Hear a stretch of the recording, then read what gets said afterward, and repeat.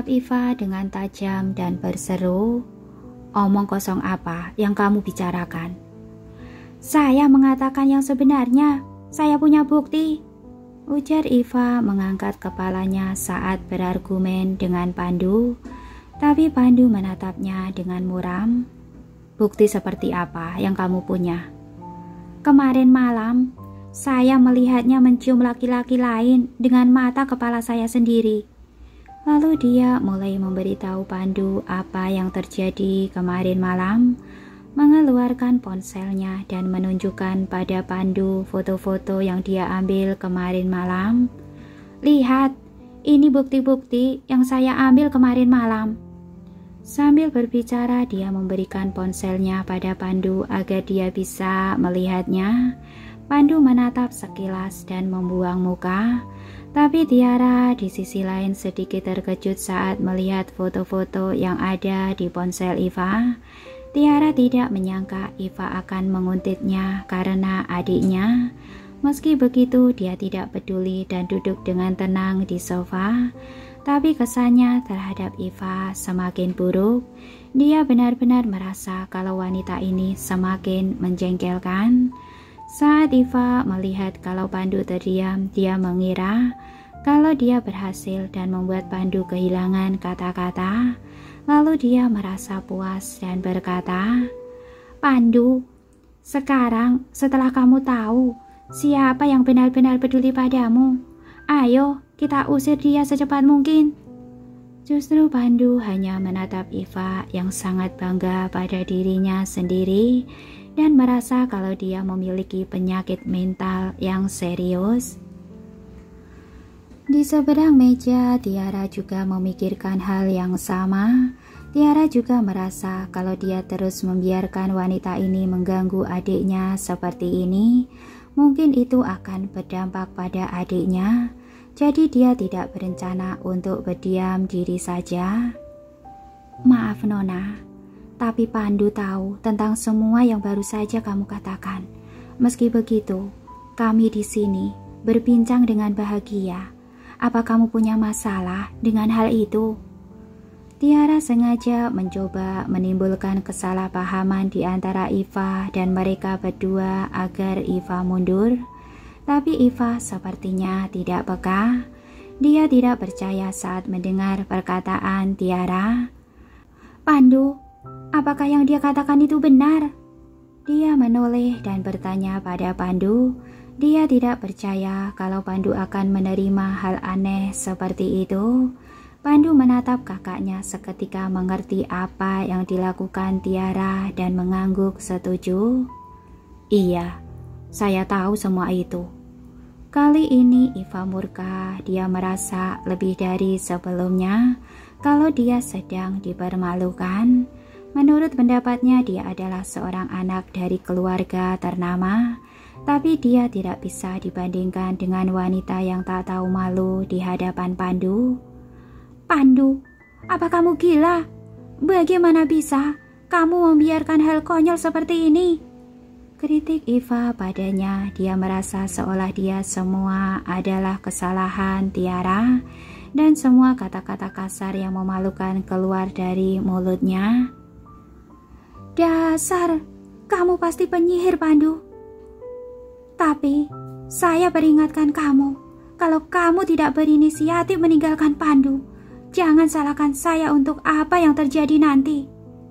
Amarah memenuhi diri Pandu saat dia mendengar kata-kata memalukan ini.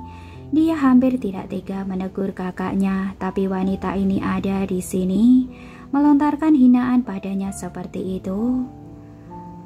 Apa Iva lupa kalau dia ada di sana? "Cukup, Iva Turino. Bukan hakmu untuk ikut campur urusan saya.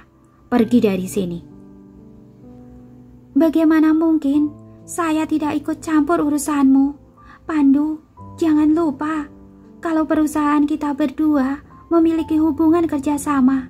Kalau ada skandal tentangmu, reputasi perusahaan kita juga akan terkena dampaknya. Kalau seseorang yang harus pergi, harusnya itu wanita ini. Kenapa harus saya yang pergi?" Iva tidak yakin saat menyanggahnya. Selama itu dia tidak lupa menatap Tiara dengan tatapan tajam. Wajah Tiara juga tampak muram, terlihat jelas sedang murka. Pandu langsung bertindak tanpa menunggu dia bereaksi dan mencibir dan menyindir. Ini hanya kerjasama. Kamu pikir saya begitu menghargainya? Nona Iva, sekarang saya dengan resmi menyatakan kalau mulai hari ini kerjasama antara perusahaan kita akan berakhir dan kita tidak perlu melanjutkannya di waktu yang akan datang. Saat Iva mendengar ini, amarahnya meledak dan semakin merasa malu. Pandu Romario, kamu sudah gila. Kamu bahkan tidak mempertimbangkan kepentingan perusahaan hanya karena wanita yang tak tahu malu ini. Ini pilihan saya. Sekarang, keluar. Pandu berkata dengan acuh tak acuh saat dia kembali mengusir Iva. Meskipun Iva merasa enggan, ia juga tahu bahwa dia akan semakin mempermalukan dirinya sendiri kalau dia tetap di sana. Pada akhirnya Iva menghentakkan kakinya dan mengancam, Pandu Romario, kamu akan menyesali ini. Setelah mengatakan itu, dia menoleh dan menatap Tiara tajam mengancamnya.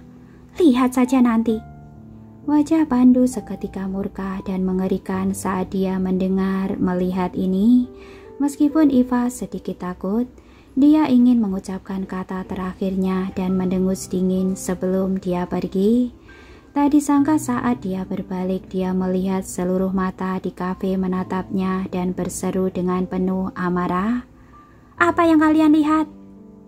Tiara menatap Iva berjalan menjauh dan mengabaikan ancamannya. Sebaliknya dia lebih mengkhawatirkan situasi adiknya. Bukankah perusahaan akan terkena dampaknya kalau kamu memutuskan kerjasama secara sepihak seperti itu? Tidak masalah, pada akhirnya bukan saya yang mereka kejar. Penjelasan Pandu yang acuh tak acuh membuat Tiara bingung. Apa maksudmu? Tanya Tiara. Duo ayah dan anak perempuannya dari keluarga Torino tahu kalau saya dan Niko saling kenal. Dan saya kebetulan tertarik dengan sebuah proyek di perusahaan mereka. Jadi saya memutuskan untuk bekerja sama dengan mereka. Tapi saya tidak menyangka kalau seorang wanita seperti Iva akan mengejar saya tanpa henti seperti ini dan sampai mempermalukanmu. Kalau seperti itu, kerjasama ini tidak berarti. Jelas Pandu singkat saat Tiara merasa tenang. Dia hanya bisa menasehati Pandu. Meskipun ini kerjasama yang menguntungkan, kita harus menjauhi orang seperti ini di masa depan. Lagi pula, saya hanya akan di sini sementara waktu.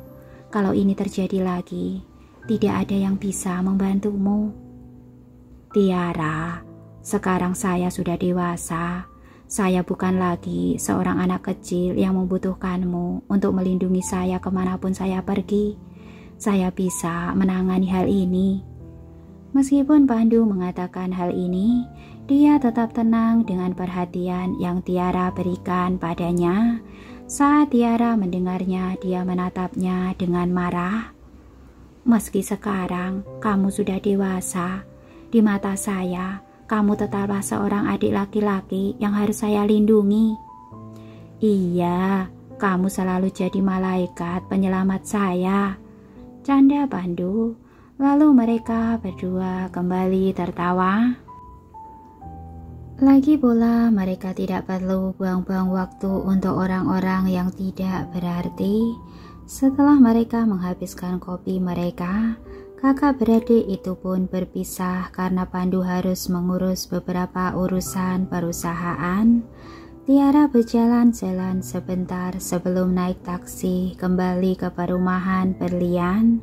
Niko dan Kerry belum pulang saat dia tiba, jadi dia pergi ke ruang musik untuk berlatih biola. Baru saat tengah malam ayah dan anak itu pulang. Saat Kerry melihat Tiara duduk di sofa, Dia langsung melepas genggaman tangan ayahnya dan bergegas mendekati Tiara dengan riang. "Nona Tiara, apa kamu merindukan Jaya? Jaya merindukanmu sepanjang siang tadi," ujarnya dengan suara manis sambil memeluk Tiara. Tiara tidak merasa kalau Gary terlalu manja padanya dan memeluk anak laki-laki itu dengan bahagia. "Saya juga merindukanmu. Apa yang kamu lakukan dengan papa siang tadi?" "Kami mengunjungi kakek buyut di rumah sakit. Lalu Jaya ikut papa ke perusahaan," ujar Gary sambil memainkan jemarinya dengan gelisah, sambil menjelaskan secara detail tentang kemana saja mereka siang tadi. Sisi penurut dan bijaksana dalam diri Gary membuat hati Tiara luluh. Saat itu Nico juga mendekat dan langsung duduk di samping Tiara. Saat Tiara melihat ini, dia menoleh dan bertanya padanya tentang Reksa. "Bagaimana keadaan kakekmu?" "Beliau pulih dengan baik, jangan khawatir," ujarnya singkat sebelum mengganti topik pembicaraan dan bertanya, "Apa adikmu datang ke rumah untuk makan malam?" "Dia tidak membicarakannya dengan saya. Saya akan menelpon dan bertanya padanya." Sambil mengatakan hal itu, dia melepaskan pelukan Gary dan berdiri untuk mengambil ponselnya. Di sisi lain, saat Pandu menerima telepon, dia dan Haris baru saja masuk ke klub pribadi. "Saya tidak datang malam ini. Ada pesta yang harus saya datangi bersama Haris," jawab Pandu di telepon dan menjelaskannya pada Tiara. Saat Tiara mendengar ini, dia mengingatkan, "Jangan minum terlalu banyak dan jangan di luar terlalu lama." "Saya tahu." Pandu mengangguk dan menutup telepon. Lalu dia mengajak Haris masuk ke dalam klub. Tak disangka tak lama setelah mereka masuk, mereka berpapasan dengan Iva dan seorang laki-laki dari keluarga kaya. Iva dan laki-laki itu begitu mesra, bertingkah layaknya sepasang kekasih. Haris menyenggol Pandu dengan pundaknya saat dia melihat pemandangan itu. "Bukankah itu anak perempuan dari keluarga Turino? Saya pikir dia mencoba mengejarmu. Bagaimana bisa dia bersama laki-laki lain dalam sekejap?" Pandu menatap dingin ke arah mereka sebelum dengan cepat mengalihkan pandangannya dan berkata lirih, "Daripada bergosip, kenapa tidak memikirkan cara untuk membujuk pihak lainnya?" Setelah mengatakan itu, dia berjalan tanpa menoleh. Saat itu, Iva juga sudah melihat Pandu dan wajahnya seketika muram saat teringat dengan penghinaan yang dia terima siang tadi. Laki-laki yang bersamanya bisa merasakan perubahan suasana hatinya dan bertanya, "Ada apa, Iva?" "Saya baru saja melihat seseorang yang saya benci." Dia menatap dengan murka ke arah Pandu. Saat laki-laki itu mendengar perkataan Iva yang penuh amarah, dia mengikuti arah pandangan Iva dan melihat Pandu mendekat. Saat itu wajahnya juga berubah sedikit tak senang.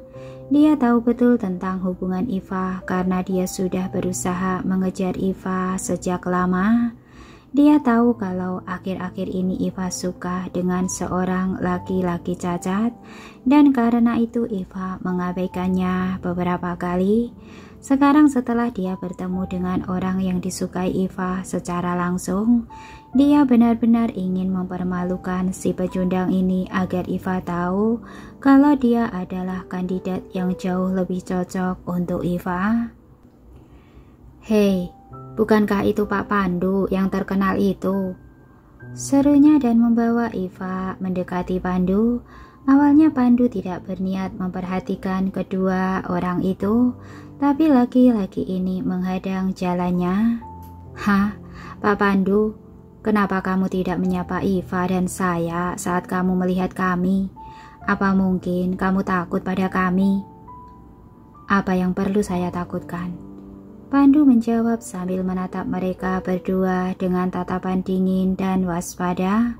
Meskipun dia tidak tahu siapa laki-laki di hadapannya, dia bisa merasakan kejahatan di nada suara laki-laki itu. Apa ada yang bisa saya bantu untukmu?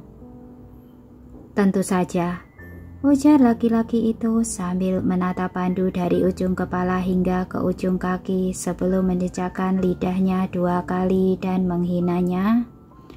Iva, kalau kamu memutuskan untuk meninggalkan saya demi seseorang yang lebih baik, saya mengerti. Tapi kamu justru memilih orang ini. Untuk kali ini, saya tidak mengerti bagaimana dia lebih baik dari saya dari segi apapun. Saat Pandu mendengar ini, dia langsung mengerti kalau laki-laki ini sengaja mencari masalah demi Iva. Haris yang berdiri di sampingnya juga melihat kalau 2 orang ini tidak memiliki niat baik dan mendekati Pandu dengan cemas. Hei, apa kamu mau saya panggilkan polisi? Tidak perlu, saya bisa mengurus ini. Meskipun percakapan 2 laki-laki itu lirih, laki-laki yang bersama Iva masih bisa mendengarnya. Laki-laki itu langsung tertawa dan berkata, ternyata Pak Pandu adalah seorang pecundang yang butuh polisi untuk membantunya.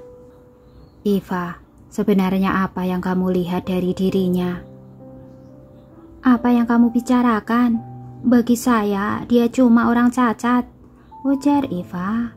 Lagi pula sekarang setelah dia dan Pandu sedang berselisih, dia tak perlu lagi memasang wajah manis di hadapannya. Jadi tentu saja dia memutuskan untuk melampiaskan amarahnya. Seketika wajah Pandu tampak murka saat dia mendengar kata cacat. Di sisi lain Haris juga tampak muram dan dia pun membalas dengan penuh sarkasme. Nona Iva, berubah pikiran seperti berganti pakaian. Bukankah beberapa waktu lalu kamu terobsesi dengan Pak Pandu sampai kamu datang ke kantor kami dan menyatakan perasaanmu tanpa rasa malu? Wajah Iva seketika memerah murka saat Haris mengatakan hal itu. Lalu merasa jengkel, dia membalas, kalau bukan karena hubunganmu dengan grup Samuel, kamu pikir saya akan melirikmu? Hanya karena kamu bekerja sama dengan grup Samuel di beberapa proyek, kamu berpikir kalau kamu adalah orang penting? Haris seketika tertawa terbahak-bahak saat dia mendengar ucapan cibiran Iva. Apa yang kamu tertawakan? Apa yang saya katakan tadi lucu? Iva menatap Haris. Memang sedikit lucu, ujar Haris sambil meletakkan satu tangan di pundak Pandu dan terus tertawa. Sepertinya kamu hanya tahu tentang hubungan grup Samuel dengan kami, tapi kamu tidak tahu hubungan sebenarnya antara Niko Samuel dan Pandu. Memangnya hubungan apa yang mereka punya? Apa kamu ingin mengatakan kalau Pak Niko adalah saudaramu? Si laki-laki kaya itu menatap Haris dengan heran. Iva juga memasang wajah penuh penghinaan. Kami bahkan belum mulai minum dan mereka sudah mulai pamer. Berhati-hatilah, kalau kebohonganmu terlalu berlebihan, itu akan berdampak buruk bagimu. Orang-orang yang mendengar percakapan itu mulai tertawa satu persatu. Bagaimana mungkin Pak Niko memiliki hubungan keluarga dengan mereka?